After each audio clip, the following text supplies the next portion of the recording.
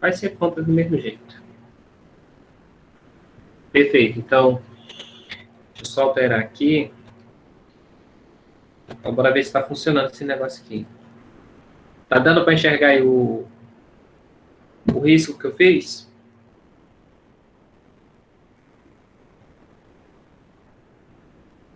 Tá sim, Ó, professor. ok. Quem entrou por último, né, tem vou colocar no final novamente o canal do YouTube para você acessar as outras aulas, tá? Mas no Google Classroom também tem as aulas indicadas lá, tá? Então você pode acompanhar pela sala virtual, se você for mais metódico, ou você pode pelo YouTube, se você não for tão metódico, tá? Enfim, tá? Então sejam todos bem-vindos. Qualquer dúvida, perguntem, tá? Esse aqui é o momento para que você tire suas dúvidas, tá? Nosso objetivo aqui é tentar repassar para vocês o máximo de informação possível que possa ser útil em uma situação específica ou na própria prova do Enem, tá? Lembrando que, para quem vai fazer a primeira vez, é uma prova um pouco cansativa, mas ela não é uma prova difícil, né? Ela te vence pelo cansaço, porque você não é acostumada a estar ali 4 horas e meia fazendo uma prova, 5 horas e meia, então é muito tempo, né? Então, a sugestão que eu dou para quem está se preparando mesmo valendo é que treine, né? Pegue uma prova, tente resolver em casa, veja no que você tem mais dificuldade e trabalhe em cima disso, né? E aí, o que você é mais forte, você só dá aquele upgrade, tá? E aí, professor? Beleza? Oi. Isso é só para quem tá fazendo Enem, é? Não necessariamente, porque, como vocês sabem, para quem vai concluir o terceiro ano, terão duas provas. Como nós decidimos focar no Enem, é claro que a gente vai fazer uma avaliação em cima disso, tá? Então, assim, em cima dos conteúdos que estão elencados na proposta, em cima deles será feita uma prova para vocês, né? A título de informação, caso você tenha dúvida, nós vamos fazer na verdade, são duas provas, né? Que irão contemplar razão, proporção e porcentagem, trigonometria, funções polinomiais, geometria plana analítica espacial, progressões, análise combinatória, medidas de tendência central, probabilidade, logaritmo exponencial, estatística e equações, né? Então, as duas provas que nós iremos estar aplicando para vocês, eu digo nós porque, assim, o 301, 302 e 303, eu vou acabar ficando responsável por aplicar essas provas, né? Lembrando que essas aulas remotas, elas já são contabilizadas para o fechamento do ano letivo, né? Então, essas provas, elas serão feitas da seguinte maneira: uma vai ser online, né? Você vai fazer da sua casa, e a outra vai ser presencial. Então, creio eu que a online, ela ocorrerá primeiro, né? E a presencial, ela deverá ocorrer assim que for decidido pelo retorno dessas aulas, né? Lembrando que, acredito eu, provavelmente essa segunda prova deva acontecer ou dezembro ou janeiro, dependendo de, claro, como que estará a organização do a pandemia, né? Se ela vai estar mais branda, se ela já vai estar segura, né? Se bem que seguro, né, é uma coisa muito relativa, né? Às vezes o seguro para um pode não ser seguro para outro, né? Mas, enfim, até lá, eu peço a todos que participem, né, não só da aula de matemática, mas das outras que estarão sendo disponibilizadas para vocês. Vocês vão perceber, a partir, acredito que de hoje, né, ou nas próximas aulas, que os professores vão estar usando material semelhante a esse meu, né? Porque a gente decidiu que seria dessa forma, né? A gente vai propor para vocês os conteúdos mínimos para que vocês consigam ter um bom desempenho, tá? Então, eu já deixo essa ressalva aí para vocês, tá? Tudo bem até aí? Esclarecida aí a dúvida de quem perguntou? Perfeito. Então, para quem está chegando hoje pela primeira vez, seja bem-vindo, tá? Para quem não me conhece, eu sou Anderson Amaro Vieira, né? Este preto que está aí do lado, aí na foto aí para vocês, para quem não me conhece. Até porque creio eu que vocês não estão vendo a minha imagem, né? Vocês só irão ver a minha imagem quando vocês forem reassistir a aula ou ver em um outro momento, né? Mas, a princípio, vocês estão vendo a tela que está sendo projetada, né? E aí eu sempre digo que esse formato de ensino, essa modalidade, ela requer muita dedicação por parte de vocês, tá? Aí, para ficar melhor a visualização da tela aí para vocês, eu sugiro que vocês coloquem na posição horizontal do celular de vocês, ou seja, vocês coloquem para virar a telinha dele, né? Acredito que todo mundo saiba fazer isso. Eu acredito, né? Enfim, a nossa agenda, a nossa proposta, para quem está hoje pela primeira vez, não sei se tem alguém que se enquadra nessa fala, mas a nossa proposta é que nós façamos aqui, inicialmente, discussão de questões do Enem, né? O objetivo dessas questões que nós iremos discutir, hoje nós vamos discutir até a questão de número 8, né?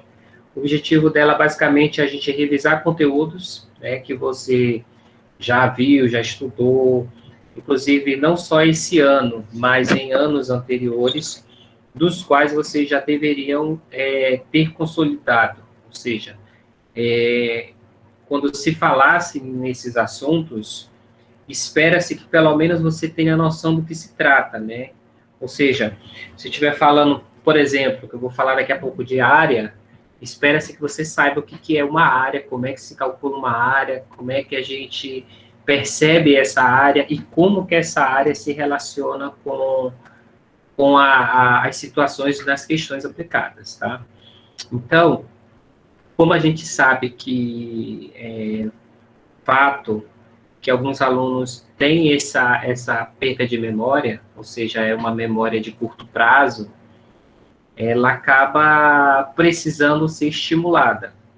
E o nosso objetivo aqui é justamente fazer isso, é estimular essa memória de curto prazo para que ela se torne uma memória de longo prazo, né? E aí vocês possam utilizá-la de modo funcional, tá? Então, a nossa discussão hoje, ela vai findar nessa parte de geometria plana, que eu dou por encerrado hoje até a questão de número 8. As demais questões que estão no material que eu já encaminhei lá no grupo do WhatsApp, ele fica como atividade para ser feita até segunda-feira, tá? Então, eu espero que vocês respondam em casa. Quando for na próxima aula, eu vou só averiguar com vocês as dificuldades que foram encontradas, e aí, conforme essas dificuldades, a gente pode estar marcando uma aula de resolução das questões mais evidentes que tiveram um índice maior de dúvidas, né? Vamos imaginar lá que vocês pegaram a questão de número 10 e ninguém conseguiu resolver ela, né? Então, essa questão número 10 é uma questão que a gente poderia estar resolvendo para vocês. As questões apenas um aluno não conseguiu resolver. Então, esse aluno a gente trata no particular, tenta sanar essas dúvidas. Agora, se forem muitos alunos com a mesma dúvida na mesma questão, aí a gente traz essa questão, resolve essa questão, discute a questão e tenta traçar estratégias para que ele se deparasse com uma questão que usa o mesmo raciocínio, que usa a mesma base de resolução, ele consiga fazer de modo funcional, tá? Lembrando que mais adiante, daqui a umas aulas, eu acredito que na próxima eu já vou fazer isso, eu vou passar para vocês uma tabela com os assuntos que mais caem de matemática, né? Qual o índice maior de questões. Para que no final da nossa preparação, ou no meio dela, enfim, vocês que vão me dizer isso, a gente pode estar focalizando nesses pontos, né? Lembrando que aqueles que eu disse inicialmente, que vai de razão e proporção até equações, ele vai ser, a gente vai ter que passar por todo ele, tá? Por isso que eu decidi mandar a apostila em frações, ou seja, em partes. No final da aula eu vou colocar para vocês a de razão, proporção e porcentagem para as turmas que não tem, né? 304 já tem lá na sala virtual, mas as demais, como eu não estou na sala virtual, eu não posso colocar o material lá para vocês, então eu vou mandar no grupo do WhatsApp, né? E aí já vou mandar também a de trigonometria, né? Essa a gente vai discutir após a de geometria plana, né? Para poder seguir o curso normal, tudo bem? Tranquilo? Estamos esclarecidos até aí? Então, só reforçando, a questão número 1, ela está ok, foi resolvida na aula anterior, e a questão número 2 também está ok, também foi resolvida na aula anterior. Eu vou passar por elas aqui, e aí no final eu posso estar mandando essa apresentação que tem a resolução, e aí qualquer dúvida você me pergunta no particular. E essas questões de 3 até 8 são os nossos objetos de hoje. Ok? Então, hoje a gente espera resolver essas questões. Ok? Tranquilo? Vou considerar que sim. Qualquer coisa, mande a mensagem lá no chat que eu consigo visualizar. Tá? Então, só lembrando que o nosso assunto ainda é geometria, tá? E, claro, essa geometria não é aquela geometria pontual, mas é uma geometria mais aplicada em situações adversas e, principalmente, essas questões são aquelas que estão na prova do Enem, tá? Então, só relembrando, essa daí foi a questão número 1, né? Ela tratava de simetria, de formas, né? A questão número 2, ela falava sobre semelhança de triângulos e perpendicularidade, né? A gente resolveu a questão aí com vocês. E fizemos aí uma consideração sobre número racional, né? Sugiro uma revisão disso, focando lá na parte de dízima periódica e decimal exato, sugiro que vocês dêem uma revisada nisso, tá? Aí nós temos aqui o restante da solução da questão, ela vai disponibilizada para vocês no final. Sugiro também que vocês façam uma revisão sobre a aproximação de raízes quadradas de quadrados não perfeitos, tá?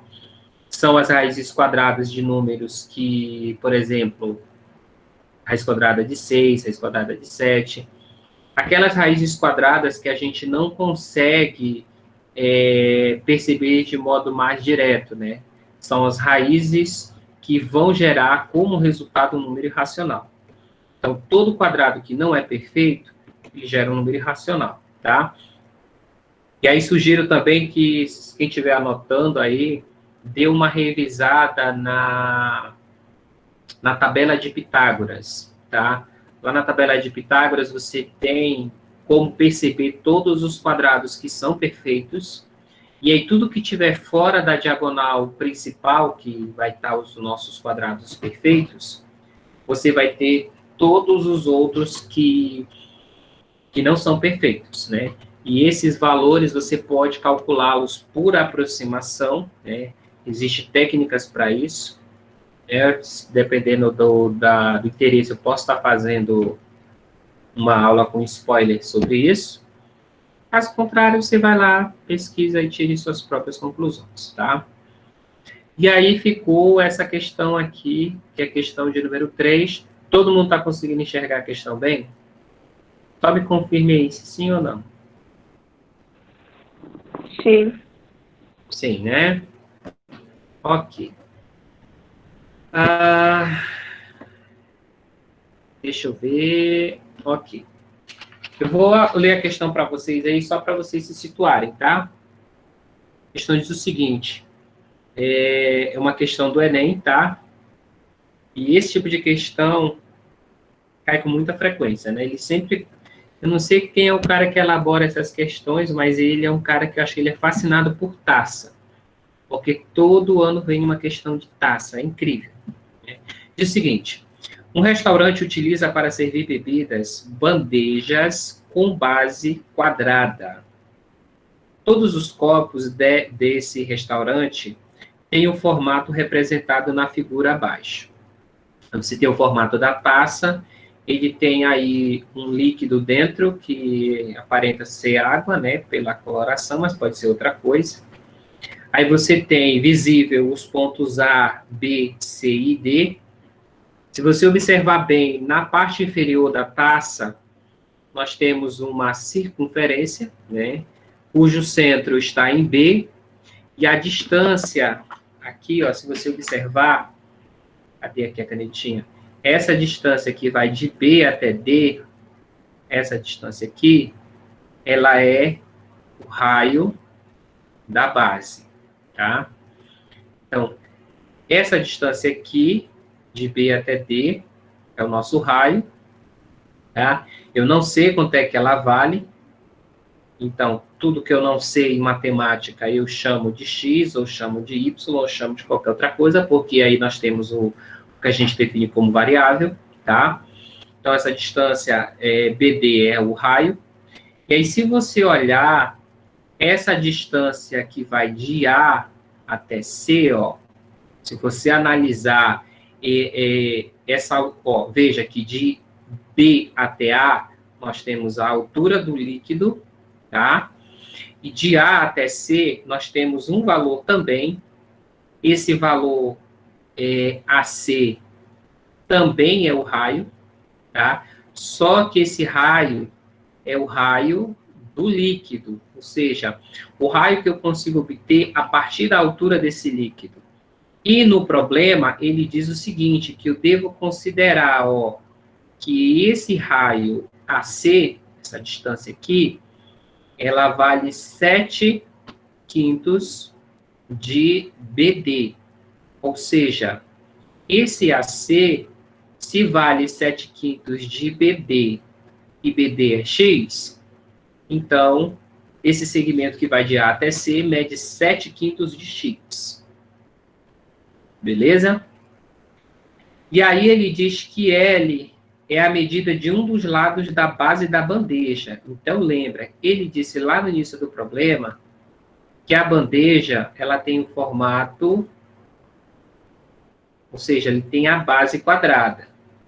Se a base é quadrada, vamos considerar que esse formato geométrico que eu desenhei aqui, ele é um quadrado. O que nós sabemos? Que no quadrado, ele possui as suas arestas ou os seus lados todos iguais, né? Então, o lado da horizontal em relação ao lado da vertical, eles são iguais, tá? Esse aqui é o nosso lado, né? E aqui, essa região aqui, que está limitada por esses lados, a gente chama isso aqui de área, tá? Então, toda vez que eu estiver me referindo à área de um quadrado ou à área de um formato geométrico, eu estou me referindo a essa região interna, que é limitada pelos lados, tá? Então, esse A a gente define como área, tá? E esse L é o que nós chamamos de lado, tá?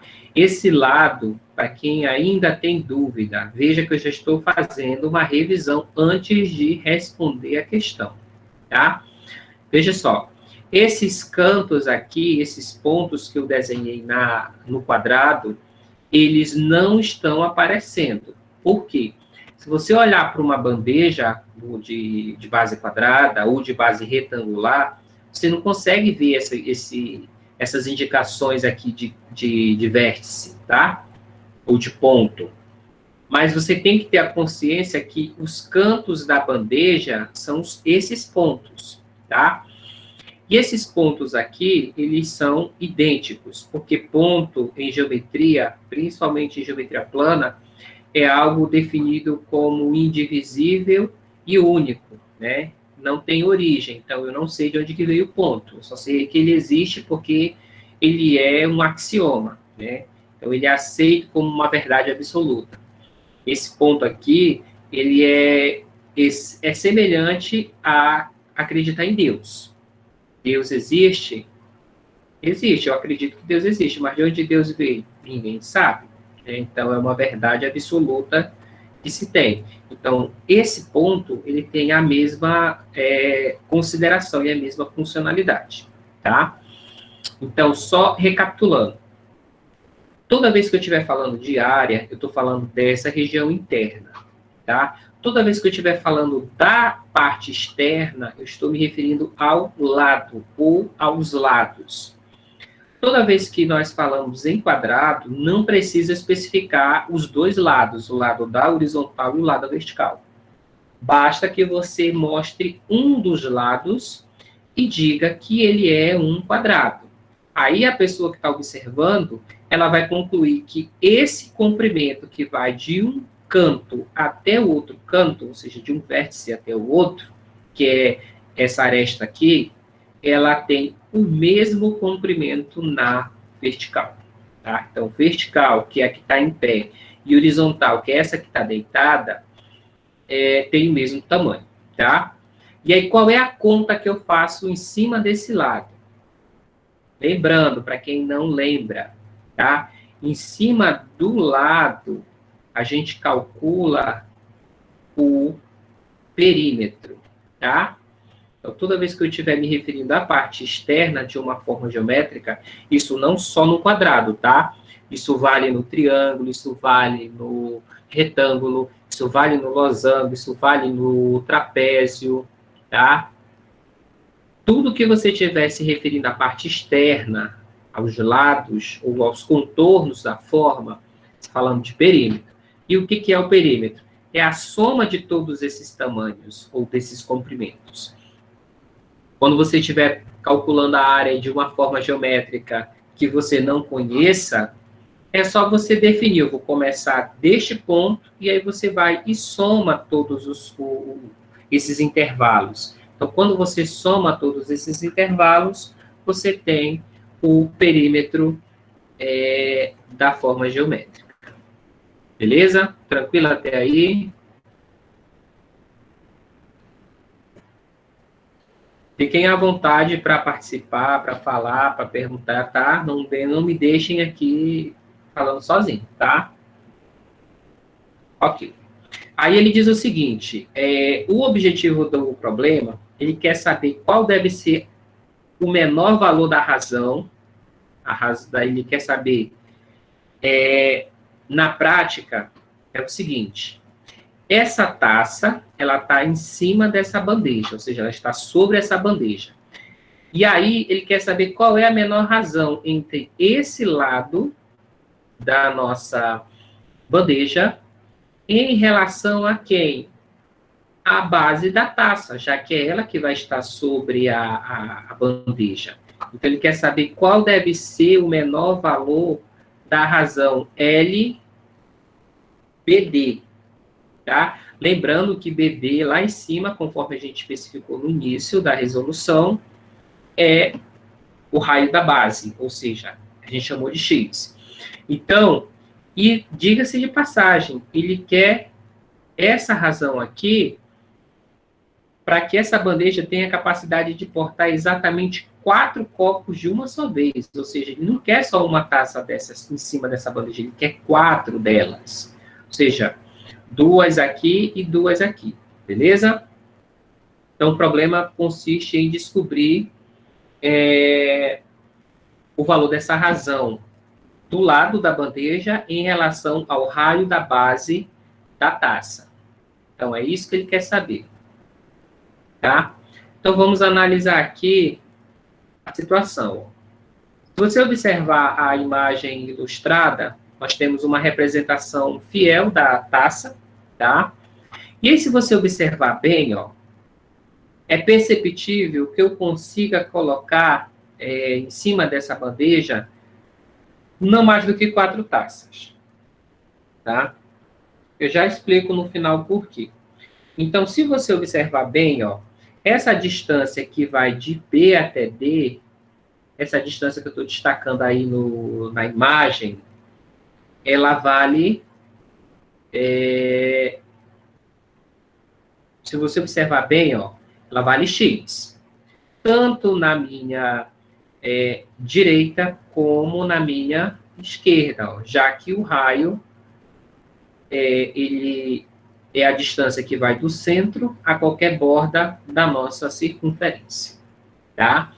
E essa distância que vai de A até esse ponto aqui da nossa taça, ó, que eu estou destacando na parte superior, ele vale 7/5 de x. Então, daqui até aqui vale 7/5 de x, e desse ponto até o centro da segunda taça, ele também vale 7/5 de x. Ok? E aí, se você observar com bastante atenção, essa linha amarela aqui, ó, ela é o lado da nossa bandeja de base quadrada. Perfeito? Então, veja só. Se essa bandeja tem 4 lados iguais, então, eu preciso descobrir quanto é que vale esse lado, né? Já que, se você observar bem, o segmento BD, que é um dos valores que eu vou usar na resolução, ele está em função de x. E aí eu quero saber quanto é que é L dividido para BD. Então, eu já sei o valor de BD, mas eu não sei o valor do L. Lembrando que esse L é a distância, né, a lateral da nossa bandeja quadrada. Ora, professor, mas se você observar bem, ó, em geometria, tem um conceito muito fundamental que ele é chamado de reta paralela. Todo mundo lembra o que é uma reta paralela? Seja sincero. Se sim, confirme aí. Se não, podem dizer que não lembra, que a gente está aqui para isso. Tá? Então, reta paralela, o que seria uma reta paralela? São retas que não se tocam, tá? Essa é a primeira característica que elas têm, em nenhum lugar. Mas uma outra coisa bacana que as retas paralelas têm é que, dependendo da forma que você esteja tratando, ela tem o mesmo tamanho, tá? Se você analisar aqui a nossa imagem, ó, eu já sei que elas não se tocam, né? Isso se eu estiver falando de um plano, né? E se eu estiver falando de uma forma geométrica fechada, ela tem o mesmo tamanho. Perfeito? Aí, se você analisar bem a nossa forma, ó, desse ponto aqui, ó, vou até botar a setinha aqui, ó, deste ponto até o centro, a gente já definiu que é o raio. Mas, se você observar com bastante atenção, ó, vocês estão vendo esse ponto Dzinho aqui embaixo? Ele está meio parecendo que está perdido, né? Ele não está tão perdido, não, ó, porque se você fizer o seguinte, essa minha reta aqui, ó, que vale 7/5 de x, eu posso escorregar ela aqui para baixo, ó. Opa, faz de conta que está retinho, tá? Se você observar bem, ó, essa distância que vai desse B até esse ponto fora da taça, mas dentro da bandeja, ele vale quanto? Ele vale 7/5 de x. Por quê? Porque esse segmento de cima, ele é paralelo a esse segmento de baixo. É como se você tivesse uma reta num plano e uma reta fora do plano, tá? O plano da bandeja, tá?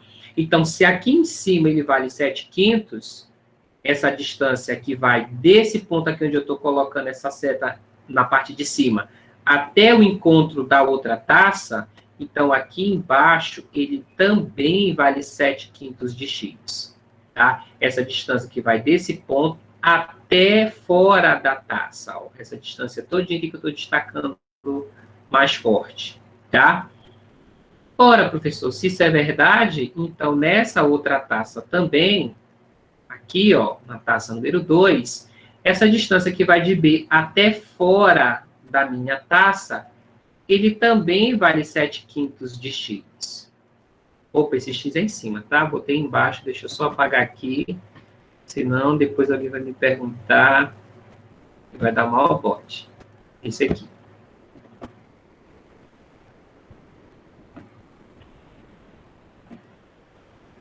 Então, observem que essa distância aí, ó, essa distância que vai desse ponto externo até o nosso raio, ou ponto central da base da taça, vale 7/5 de x, tá?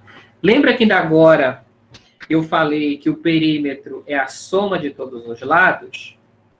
Para mim descobrir esse lado, basta eu somar, ó, esse pedacinho x aqui, ó, que é o nosso raio, tá? Mais esse pedacinho que vai do centro dessa primeira taça até o ponto externo, que está aqui fora da nossa bandeja, que vale 7/5 de x, tá? E aí, quando você observa em relação à segunda taça, você tem a mesma distância, porque a taça é a mesma, não houve diferença de taça aqui. Então, eu tenho mais 7/5 de x, e aí você tem mais esse pedacinho aqui, ó, que é mais x. Se você observar bem, ó, esse segmento que vai desse ponto aqui, ó, que eu estou destacando de azul, até o ponto D aqui do outro lado, ele é o lado, ó. Só que esse lado aqui de baixo, ó, ele está externo. E esse aqui que eu pintei aqui de vermelho com azul, ele está dentro, mas é o mesmo tamanho, né? Então, essa é a sacada das retas paralelas. Se você sabe que a reta paralela tem o mesmo tamanho, então eu posso estar tanto na parte externa como na parte interna sem problema algum, que é a mesma coisa. Então, meu objetivo é resolver essa equação fracionária aqui, que é muito simples, né? Simples é modo de dizer, não é tão simples não, tá? O que você vai fazer? Primeiro, você vai somar as partes inteiras, tá? E somar as partes fracionárias, tá? Então, eu tenho x mais x são 2x, tá? E aí, numa fração, quando o denominador é o mesmo, você pode somar os numeradores sem nenhum problema, tá? Então, 7 mais 7 são 14 sobre o denominador, porque eu estou somando só a parte de cima, 14/5 de x, beleza? E aí, note que aqui, esse valor L, eu preciso agora resolver esse somatório de 2x mais 14/5 de x, tá? Note que eu vou colocar o x em evidência. Então, eu vou ter 2 mais 14/5 de x, tá? Colocar em evidência, para quem tem dúvida, é observar qual é o termo que tem em ambas as parcelas, né? Coloca essa parcela que está repetida nos dois em destaque, e o que sobra você põe dentro de um parênteses, tá? Para ficar mais fácil a sua visualização. E aí aqui, ó, você tem que tirar esse MMC, ou resolver essa expressão. Existem duas formas de fazer isso aqui. A forma número 1, você podia fazer assim, ó. Esse aqui representam dois inteiros em relação a 5. Então, se são dois inteiros em relação a 5, é o mesmo que eu tivesse 2 vezes 5 sobre 5. Note que 5 sobre 5 é 1, né? É como se fosse um inteiro. Por que eu faço isso? Porque se você observar bem, eu estou querendo somar uma fração de denominador 5. Para que eu faça isso, a outra parcela também tem que ter um denominador 5. E para que isso aconteça, eu transformo a minha parte inteira em uma parte fracionária. Né? Como é que eu faço isso? Eu olho para o denominador da fração que está visível, e aí pego esse valor que está no denominador da fração visível e coloco no numerador e no denominador. Quando eu faço isso, é como se eu estivesse multiplicando a minha parte inteira por 1, tá? Mas internamente o que eu estou fazendo é uma transformação, tá? E aí note que 2 vezes 5 é 10, tá? Estou multiplicando o valor inteiro pelo numerador. Aí nós temos 2 vezes 5 são 10, 10 mais 14, 24 quintos. Então, esse aqui é o valor do L. Lembrando que é 24 quintos, mas tem um X aqui, ó. Então, 24 quintos de X. Essa é a primeira forma. A segunda forma, ela já é uma forma mais direta, né? Mas que é basicamente a mesma coisa, né? Como é que eu faço para somar uma parte inteira com uma parte fracionária? Você vai pegar o denominador, vai multiplicar pela parte que é inteira, e o resultado desta multiplicação, lembrando, sempre é multiplicação, tá?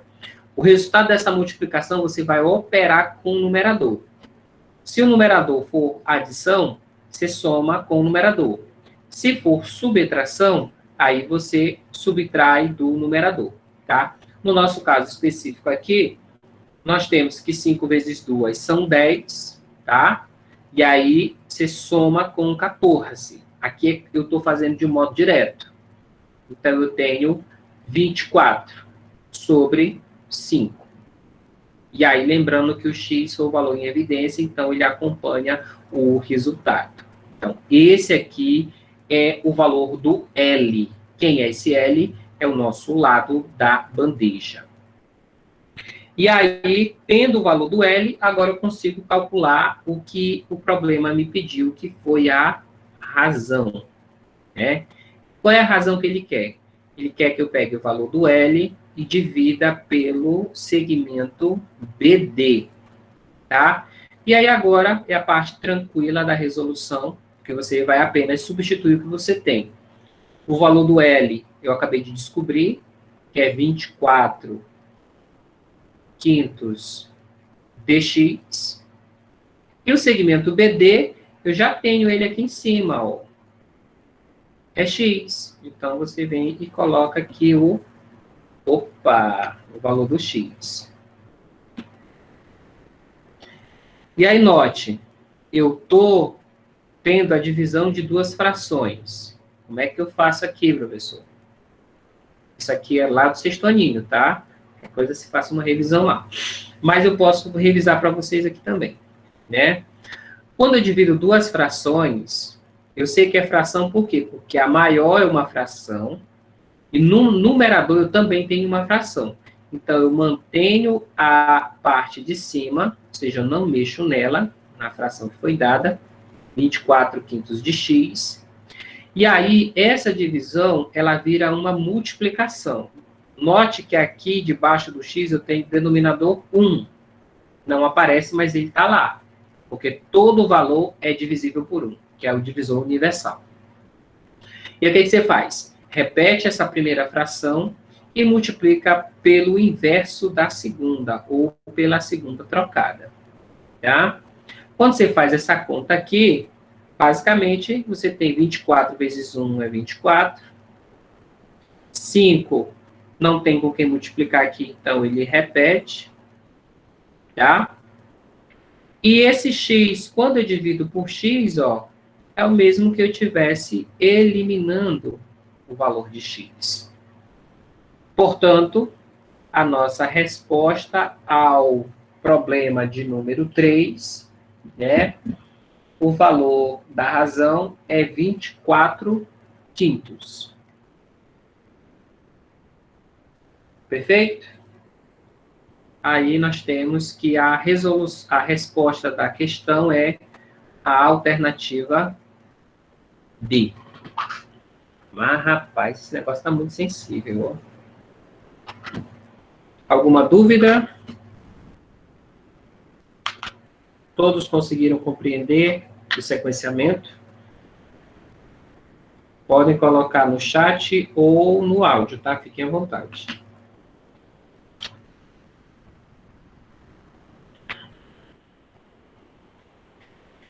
Ok. Lembrando que para resolver essa questão, ó, eu envolvi área do quadrado, perímetro do quadrado, né? Envolvi frações, no caso, operação de frações. Envolvi a equação, porque eu usei as variáveis x, né? E assim, gente, e aí, como é que fala, rapaz? IMMC, né? Sim, sim. Quem chegou por último, a aula está sendo gravada. No final, eu vou disponibilizar para quem chegou atrasado a frequência novamente. E vou deixar o link do canal do YouTube, que essa aula, assim como as outras que já passaram, são armazenadas, tá? Então, para quem é da 301, 2, 3, tem essa opção. O 304, eles têm tanto no YouTube como na sala virtual, tá? Podemos ir para a questão seguinte? E aí, mandem suas perguntas, tá? Você pode botar no chat, se você não tenha vergonha, tá? Não sei se é professor, não sei o que é um raio, professor, não sei o que é uma aresta. Vá colocando o que você não souber. Porque os termos que eu vou falando ficam gravados. Mas às vezes você tem uma dúvida, como é que ele fez essa conta? De onde é que saiu esse número? Pergunte também, tá? E aí, a gente, dentro das nossas possibilidades aqui, a gente tira a dúvida de vocês também, tá? Vamos para a questão número 4. Ela já é uma questão que parece que é difícil, né? A pessoa olha a pergunta, já dá um nervoso só de ver o desenho, né? E aí vai ler a questão, dá um nervoso maior ainda, né? Mas é uma questão tranquila, né? Essa questão eu resolvi ela na prova, né? Conteúdo que eu fiz, essa aí é uma questão que eu gosto muito dela, isso aqui só abrir um parênteses, né? Eu resolvi ela no olhômetro, né? Na época eu ainda não era formado em matemática, eu estava estudando, e eu achei que era uma questão muito difícil, mas na verdade no olhômetro ela sai, né? Só que o nível de confiabilidade do olhômetro ela não é 100%, né? O 100% é quando você faz e consegue mostrar e garantir de onde que vem todos os valores, né? Mas no olhômetro dá para sair, eu vou mostrar para vocês por quê. Então vamos à questão. Em um sistema de dutos, né, 3 canos iguais de raio externo de 30 centímetros são soldados entre si e colocados dentro de um cano de raio maior. Esse raio maior ele está chamando desse Rzão aí, tá? Então, como se você tivesse um cano maior e você tivesse 3 canos idênticos menores que foram acondicionados de um tal modo que eles ficassem exatamente no centro e a distância do extremo de cada cano menor é o mesmo. Então, se você observar aí no desenho, ó, esse valor aqui, esse valor aqui de 10 centímetros que está nessa região aqui superior, ele é o mesmo aqui e ele é o mesmo aqui embaixo, tá? Então, esses 3 valores, eles são idênticos, por quê? Porque ele foi posicionado aqui de um tal modo que ele levou como base o circuncentro do triângulo equilátero que será formado, tá?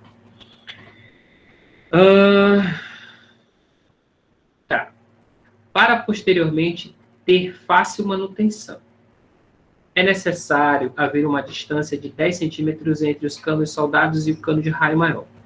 Essa distância é garantida por um espaçador de metal, conforme a figura.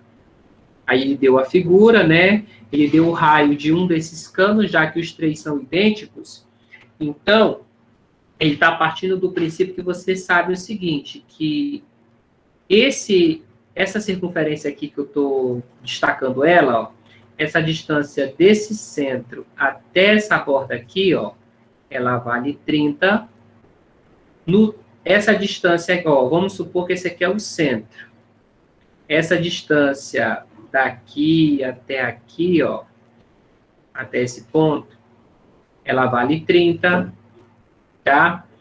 Essa distância daqui até aqui, ó, ela também vale 30, porque é o raio da nossa circunferência. Essa distância daqui até aqui também vale 30. Daqui até aqui vale 30. Daqui até aqui o ponto também vale 30. Então, você consegue perceber, ó, que ela já começa a mostrar a cara dela, ó. Opa, se daqui até aqui é 30, daqui para cá é 30, então essa distância aqui também é 30. Olha só que desenho bonito está ficando. E aí perceba que, ó, lembra que na questão anterior eu falei sobre os quadrados não perfeitos? Veja, quadrados não perfeitos. Eu sugiro uma revisão nisso aqui, tá? Por quê? Toda vez que o problema ele quiser um valor mais exato e ele tiver dado algum quadrado não perfeito, ele vai fazer igual essa questão aqui, ó.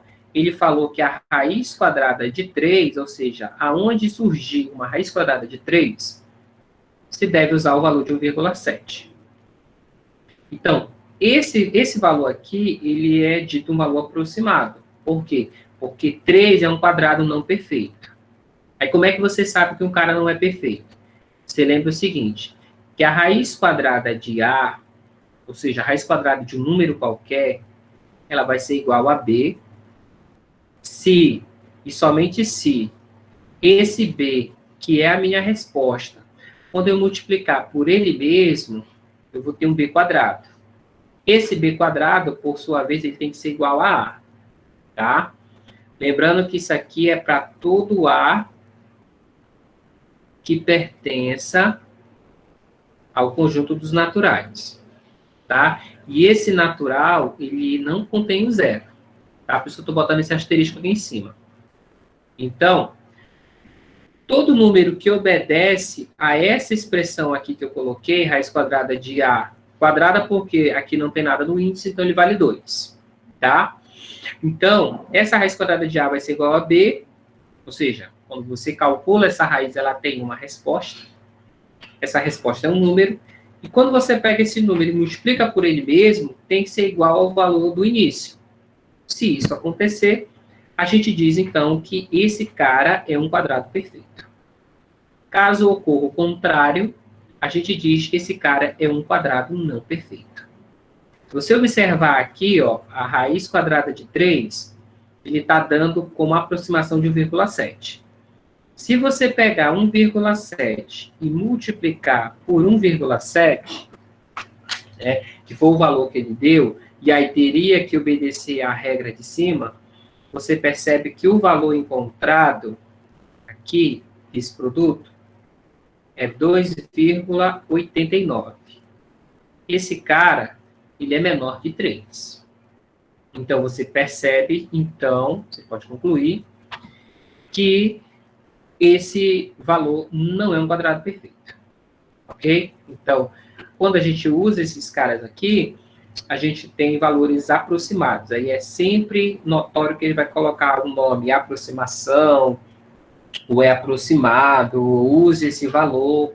Enfim, toda vez que o quadrado não for perfeito, ele vai dar o valor. Toda vez que o quadrado for perfeito, é porque ele está considerando que você sabe essa relação aqui, ó. Essa relação que eu coloquei aqui, ela é para quadrados perfeitos. E isso que está aqui embaixo é que é do quadrado não perfeito, tá? E aí ele quer saber qual é o valor desse Rzão aqui, ó. O valor do raio do cano maior. Veja, ele está dizendo que é igual, mas isso aqui é um erro falar dessa forma, tá? Por quê? Se eu estou usando um valor aproximado, ele não pode ser dito que é igual. Ele tinha que ser dito o valor R em centímetros é aproximado a. Por quê? Você não está usando um valor exato, tá? Então, se do início não entrou um valor exato, não pode ser um valor exato, tá? Isso aqui é um erro de sintaxe da questão, mas vamos resolver conforme o autor propôs, porque é possível você encontrar um valor exato, né? Mas deixa essa ressalva para vocês. Oi. Mas, no caso, um quadrado pode ser perfeito, mesmo com números decimais? Negativo. Um quadrado perfeito, ele sempre é inteiro. Você não consegue ter um quadrado perfeito sendo decimal. O que você consegue fazer, vou dar um exemplo bem aqui no canto, ó. Vamos imaginar que você estivesse calculando a raiz quadrada de 0,36, ou de 36 centésimos. Esse valor aqui, ele é decimal, e ele é um quadrado perfeito, porque o resultado dele é 0,6. Desculpa. Se você pegar 0,6 e multiplicar com 0,6, você vai ter 0,36, tá? Então, nesse caso aqui, a gente diz que isso é um quadrado perfeito, né? Mas, na verdade, não é que isso aqui é um quadrado perfeito, porque, na real, você fez isso aqui, ó. Você tem que transformar um valor decimal em um valor fracionário. Aí você calcula a raiz quadrada do 36, que é 6. Calcula a raiz quadrada do 100, que é 10. Quando você divide 6 para 10, dá 0,6. Então, foi isso aqui que você fez na verdade. Não foi isso aqui adivinhando do céu, tá? Agora, se esse decimal ele for irracional, que é o caso dessa raiz quadrada de 3, então não é possível. Esclarecido aí a dúvida?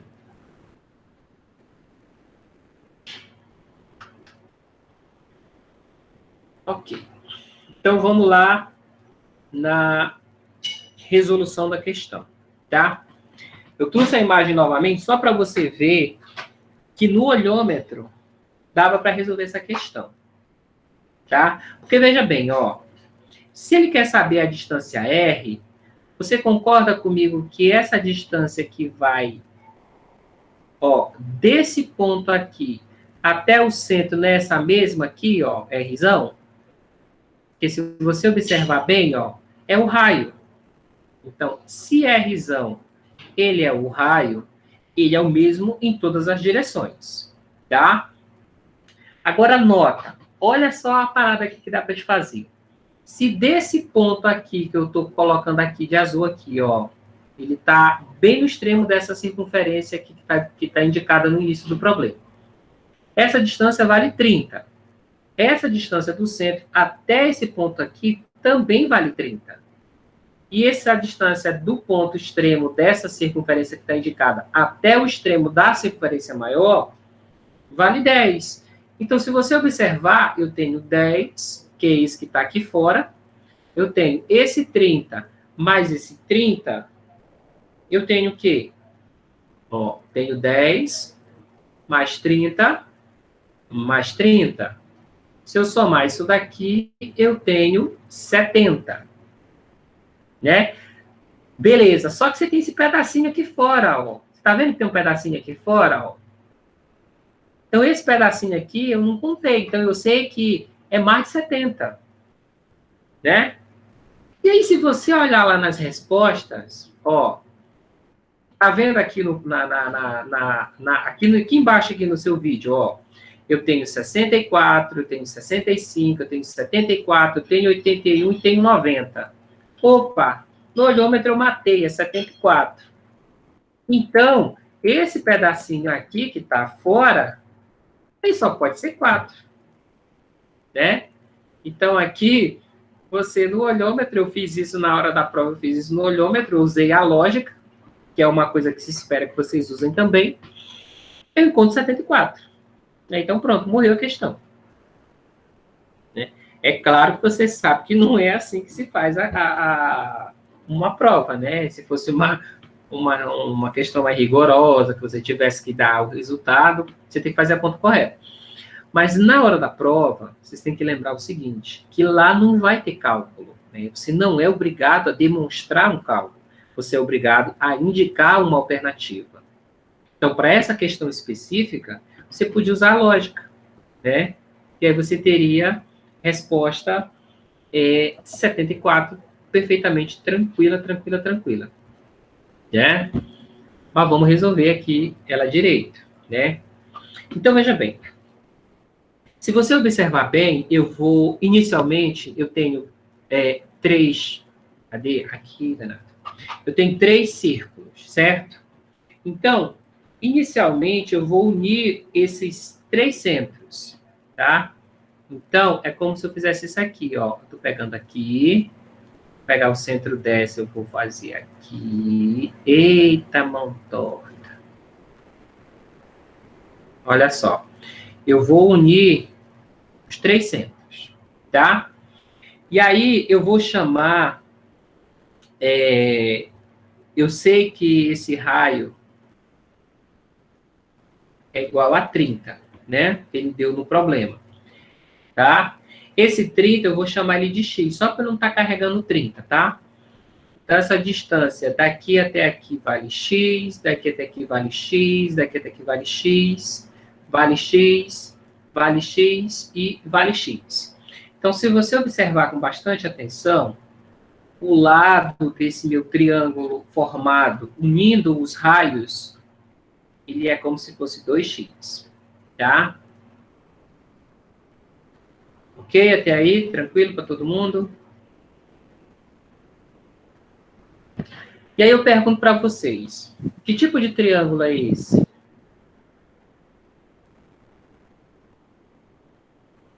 Que tipo de triângulo é esse que a gente formou aqui? Equilátero. Ah, pegou a colinha lá em cima, né? É um triângulo equilátero. E o que eu quero descobrir nesse triângulo equilátero é esse cara bem aqui, ó, que eu estou destacando aí no meio, mais forte. Vocês estão conseguindo ver? Eu espero que sim, ó. Eu quero descobrir quanto é que vale esse tamanho, né? Esse que está de vermelhão forte aí. Mas peraí, professor. Quem é esse cara? Alguém lembra do nome dele? Eu sei que... Esse daí não é o raio? Hã? Esse daí não é o raio? Não, negativo. Se você observar bem, ele Acorda. tem um pedacinho de fora. Acorda. Então, se ele tem... Também não. Se ele tem um pedacinho de fora da circunferência, ele não é o raio. Mas se você... Isso aí, então, fica uma reta paralela. Eu não sei falar esse bagulho. Seria paralelo ao quê? Aí, no caso, é o próprio ângulo, não? Não, aí não teria que ser como, porque se você observar bem, o triângulo está em diagonal, né? Se ele está em diagonal, ele não tem como ser paralelo a essa que está na vertical. Ah, professor, mas peraí, eu estou conseguindo ver uma parada aqui. Se esse cara está na vertical, como é que a gente chama para um elemento que está na vertical? No popular, tudo que está na vertical, ela está em que posição? Em Ora, pé. isso, perfeito. Ele está em pé. Se ele está em pé, como é que a gente chama para esse indivíduo que está em pé em relação a tamanho?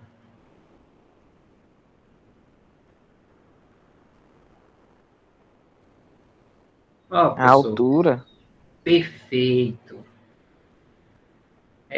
Quase um sonho aqui. Então, se é a altura que está na vertical, então pronto. Isso aqui é a minha altura do triângulo. Ih, rapaz, agora bugou, ó.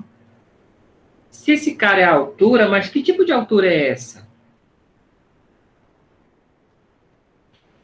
Aí eu trouxe uma colinha para vocês aqui, ó. Se você lembrar do triângulo equilátero, lá quando você estudou, essa altura, ela pode ser determinada, né? Ela tem como a gente encontrar ela. E aí eu trouxe aqui o resuminho dela, né? Ela é calculada, se você olhar aqui no cantinho superior direito, eu tenho um triângulo retângulo. Tá vendo aqui, ó? Então, se eu tenho triângulo retângulo, eu vou usar o famoso Teorema de Pitágoras para descobrir o valor dessa altura. Aí, o que diz o Teorema de Pitágoras? O quadrado da hipotenusa é igual à soma do quadrado dos catetos. Se você observar bem, a hipotenusa é L e os catetos são H, que é essa nossa altura relativa do triângulo, e esse L sobre 2 porque é a metade do lado do triângulo equilátero. E aí, quando você substitui essas três variáveis dentro do Teorema de Pitágoras, você tem que o valor da altura relativa, ela vale L raiz de 3 sobre 2. Tá? Só que aí, você tem que lembrar o seguinte, que essa altura aqui, você está vendo alguma coisa diferente do que está escrito aqui? Se você olhar para o triângulo equilátero, essa altura, ela é de cima até embaixo. E no nosso triângulo aqui do desenho, ele não é até embaixo, ele é até um certo ponto. E o que aconteceu com o restante aqui até chegar na base do triângulo? Foi para onde? Aí, meu amigo, vem o outro detalhe, que é outra dica. Essa altura que eu estou indicando no problema, nada mais é do que o ortocentro do meu triângulo equilátero. Ortocentro. Ih, rapaz, eu ouvi falar nisso, professor, mas eu não lembro o que é esse ortocentro. Aí tá aqui do ladinho para vocês, ó. Se eu sei que o que está na vertical é a altura, e aí você observa, ó, eu tenho uma altura em relação a BC, né, esse segmento aqui de baixo, eu tenho uma altura em relação ao segmento AB, e tenho uma altura em relação ao segmento AC. Então, esse ponto de encontro aqui, ele é chamado de ortocentro. Por quê? Porque é o ponto de encontro das alturas relativas de um triângulo qualquer. Então, note que se esse cara é o ortocentro, essa parte de cima aqui, ela vale 1/3 da altura, e essa parte de baixo, ela vale 2/3 da altura. Tá?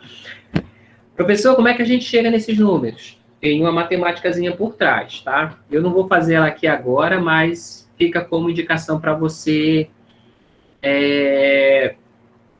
fazer, tá? Mas ela tem a ver com essa mesma expressão que a gente usou aqui, ó. Né? Esse mesmo entendimento daqui. Só que a diferença é que eu vou primeiro calcular em relação ao segmento AC, então eu tenho esse pedacinho aqui em relação a esse. Quando eu olho para o segmento PC, é o mesmo triângulo equilátero de cima. Quando eu olho para o segmento que vai de A até B, aí eu tenho essa parte aqui de cima, que é menorzinha, e essa parte maior, que é aqui de baixo, que se assemelha muito a um triângulo obtusângulo, mas ele não é, ele é um triângulo retângulo, tá? O que interessa a gente saber é o seguinte, que esse pedacinho aqui, que eu chamei de H, mas na verdade eu preciso chamar de uma outra coisa, né? Porque se você observar bem, esse H é ele todo. Vocês concordam comigo? Se H é ele todo, esse pedacinho aqui, ó, que eu destaquei mais forte, ele não é H, ele é uma parte de H, né? E que parte de H ele é? Ele é essa parte aqui, ó, que é 2/3. Então, esse cara aqui eu vou chamar ele de Y, tá? Tudo bem? E esse Y, na verdade, ele é 2/3 de H. Lembrando que H é a altura toda. Como não estou pegando a altura toda, estou pegando apenas essa parte maior, que é 2/3. Perfeito? E aí, veja que se esse pedacinho que eu tenho, ele é 2/3, quanto é que vale ele todo? Eu preciso descobrir quanto é que ele vale todo para poder descobrir, por fim, quanto é que vale esse 2/3, tá? Então, o que nós temos? Eu tenho que lá do triângulo equilátero, lá na definição que eu coloquei agora há pouco para vocês, ele me disse o seguinte, que para mim calcular a altura de um triângulo equilátero, eu tenho que utilizar a expressão L raiz de 3 sobre 2. Perfeito? E aí lembra que lá no início da questão, ele disse o seguinte, ó, use aonde tiver raiz de 3, troque por 1,7. Você lembra desse dado lá do início? Então, ele serve agora. Então, eu vou trocar o raiz de 3 por 1,7, tá? E aí, lembra, eu não estou falando de... que lá no início, se você lembrar que o L não é um lado do triângulo, eu chamei de 2x, mas cada x vale 30. Então, esse L, ele vale 60 centímetros. Opa, desculpa, eu botei 30. Não é 30 não, tá? Perdão aí que eu me empolguei.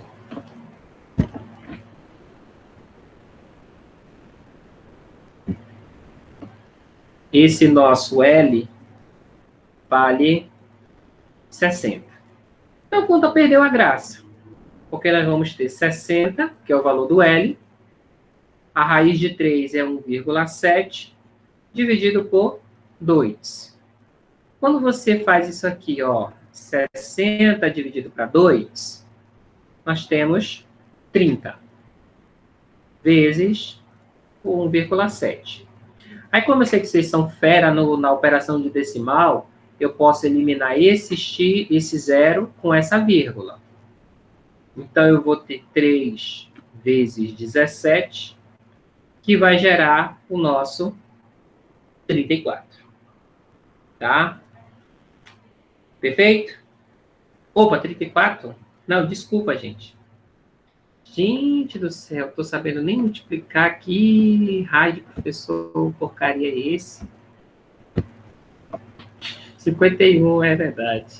É porque eu já estava já olhando para o resultado. Né? Que a gente já tinha do olhômetro, né? Aqui deu 51. Tá? Então, aquela altura toda, ela é 51. Porém, eu não quero ela toda. Porém, nós queremos apenas o quê? 2/3 dela, ou seja, eu quero calcular o valor de x, né? Que, na verdade, esse x lá eu chamei de quê? Chamei de y, né? Então, eu quero descobrir, na verdade, o valor de y. E esse y eu chamei de 2/3 de h. É que ficou muito fácil, né? Como eu já sei o valor da altura, então eu tenho 2/3 de 51. Então, meu y vai ser 2 vezes 51 é 102, dividido para 3. 10 dividido para 3 é 3. 3 vezes 3, 9 para 10, sobra 1. 1 escorrega o 2, porque não dá para tirar 3, né? Ficou 12 dividido para 3 é 4. Então, nós temos que y é 34 centímetros.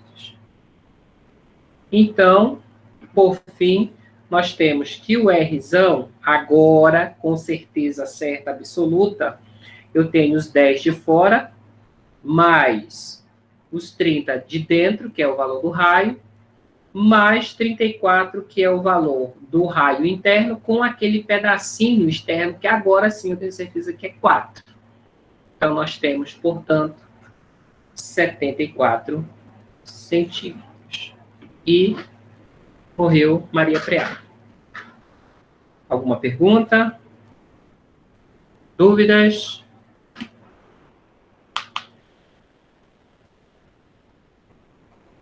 Isso aí. Tá? Aí eu vou... O pessoal que já estão com o material lá na sala virtual, no WhatsApp, eu vou responder... Eu acho que ainda dá tempo para essa daqui. Tá? Eu vou responder a 5, que é muito tranquila.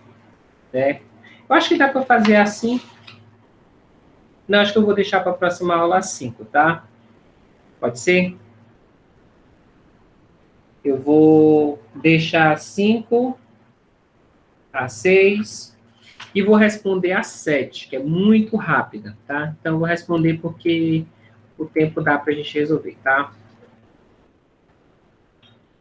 Aqui. Às vezes a gente olha uma questão, a gente acha que ela é muito complexa, ela é muito difícil, mas na verdade ela não é. Né? O que mata na questão é você não saber o que equivale os termos. Essa aqui é um exemplo que eu trouxe para vocês. Também é uma questão do Enem. Diz o seguinte: em 20 de fevereiro de 2011, ocorreu a grande erupção do vulcão Bulusan nas Filipinas. A sua localização geográfica no globo terrestre é dada pelo GPS, sigla em inglês para Sistema de Posicionamento Global. Né? Com longitude de 124 graus, 3 minutos e 0 segundo, a leste do meridiano de Greenwich.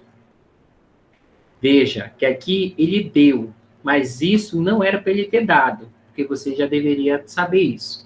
Mas ele quis te ajudar. Ele disse que 1 grau equivale a 60 minutos e 1 minuto equivale a 60 segundos. Tá? Então, se você olhar para uma questão dessa e você não lembrar que isso aqui é minuto e que isso aqui é segundo, você morreu na questão. Você não consegue calcular nada, tá? Aí, beleza, ele faz a seguinte pergunta: a representação angular. Vocês sabem o que é uma representação angular? Já ouviram esse termo? Coloquem aí no nosso chat, né? Não, né? Perfeito. Não seria a posição, no caso, no ângulo que ele vai estar, conforme é o coisa que ele está lá? Basicamente é isso. Representação angular, né? Para quem não lembra, para quem nunca ouviu falar, representação angular. Ela nada mais é do que a representação em ângulos, ou desculpa, em graus. Essa representação angular, ela não considera os submúltiplos do grau, tá? Ó, ele disse que 1 grau equivale a 60 minutos. Essa aspa aqui em cima, ela indica minuto, tá? Para quem não sabe, para quem não lembra, isso é minuto, tá? Perfeito? E aí, veja só. Se isso é minuto, aí nós temos que 1 minuto desse equivale a 60 segundos. Note que ele tem 2 aspas, tá? Porque eu estou falando de segundo. Então, a posição, né, que esse vulcão está, ele está a 124 graus, 3 minutos e 0 segundos do meridiano, né? Aí o que acontece? Eu quero saber quanto é que isso aqui vale somente em graus, tá? Então, se você observar bem, esse número aqui, ele é composto por 124 graus, mais 3 minutos, mais 0 segundos. Então, eu preciso transformar esse minuto para grau. Como é que a gente faz isso? Aí, tranquilo, a gente pode fazer por uma regra de 3. 1 grau vale 60 minutos, x graus equivalem a 3 minutos. E aí perdeu a graça, né? E você faz aqui uma regrinha de 3. O meu x vai ser 1 grau vezes 3 vai ser 3. Esse aqui, ó, que ia estar multiplicando por x, ele vai estar dividindo por 60. E aí, quando você divide 3 para 60, não dá. Então, se transforma isso num decimal. Acrescento...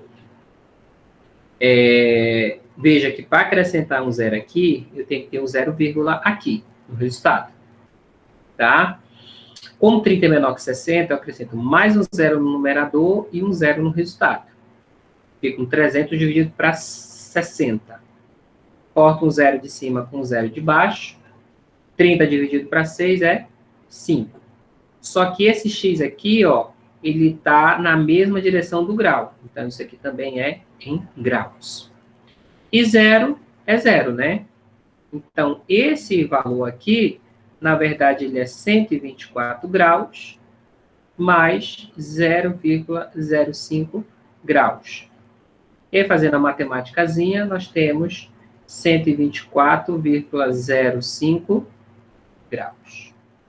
Tá? Então, aí, a nossa alternativa correta é a alternativa B. Uma questão relativamente fácil. Tá? Tranquilo? Joinha, joinha, pessoal. Então, eu vou mandar para vocês novamente a frequência, tá? Mandei a frequência. Por que eu mandei primeiro aqui, rapaz? Deixa eu pegar aqui direito o negócio. Acho que eu fiz bobagem aqui.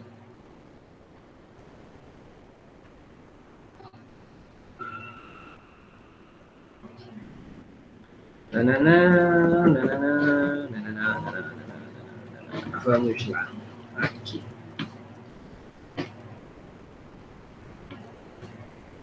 Isso. As demais que ficaram, eu quero que vocês tentem fazer em casa, tá? Esse aqui é esse arquivo que eu mandei por último, ele é a frequência de hoje, tá? Assinem ela.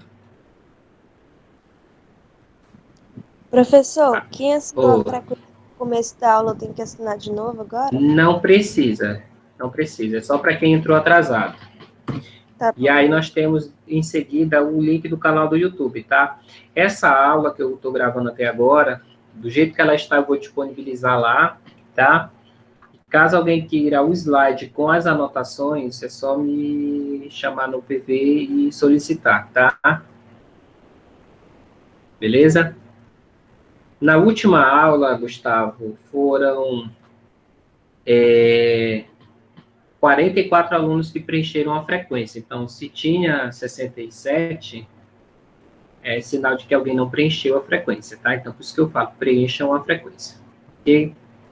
No mais, a gente encerra por hoje e voltamos na segunda. Qualquer dúvida, podem me chamar no privado, tá? Ah, sim, perfeito. Tranquilo, tranquilo.